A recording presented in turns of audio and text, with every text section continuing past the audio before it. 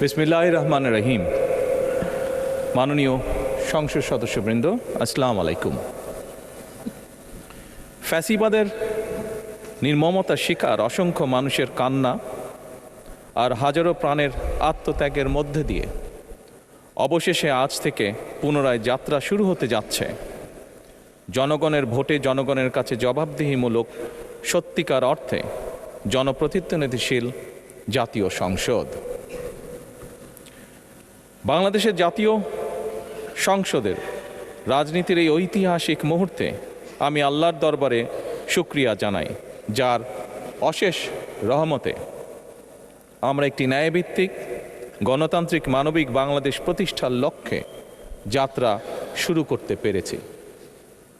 1971 সালের স্বাধীনতা যুদ্ধের থেকে শুরু করে 2024 সালের দেশ এবং জনগণের স্বাধীনতা রক্ষার যুদ্ধ সহ এই পর্যন্ত দেশে গণতন্ত্র এবং মানুষের অধিকার প্রতিষ্ঠার সংগ্রামে যারা শহীদ হয়েছেন, ত্রয়োদশ জাতীয় সংসদ শুরুর এই যাত্রা লগ্নে আমি তাদেরকে কৃতজ্ঞতার সঙ্গে স্মরণ করছি। Vision QLED Google TV, where colors come alive.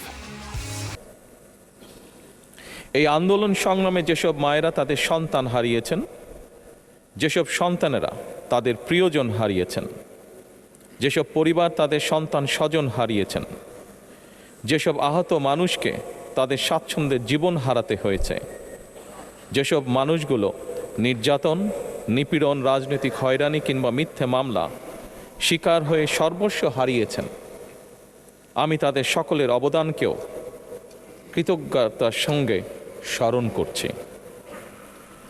দেশের ছাত্র জনতা, কৃষক, শ্রমিক, শিক্ষক, কবি, সাহিত্যিক, সাংবাদিক, চিকিৎসক, প্রকৌশলী, আইনজীবী, কামার কুমার, জেলে তাঁতি, গাড়ি চালক, ব্যবসায়ী এবং সরকারি বেসরকারি চাকরিজীবী, গৃহিণী, সারা দেশে গণতান্ত্রিক রাজনৈতিক দলের নেতা কর্মী সমর্থক তথা সর্বস্তরের সকল শ্রেণী পেশার মানুষ যাদেরকে গুম, খুন, হত্যা, নির্যাতন, নিপীড়ন, মিথ্যা হামলা মামলা কিংবা জীবন্ত মানুষের কবরস্থান তুল্য বর্বর বন্দিশালা, আয়নাঘর, কোনো কিছু দিয়েই যাদের গণতান্ত্রিক আকাঙ্ক্ষাকে রুখে দেওয়া যায়নি,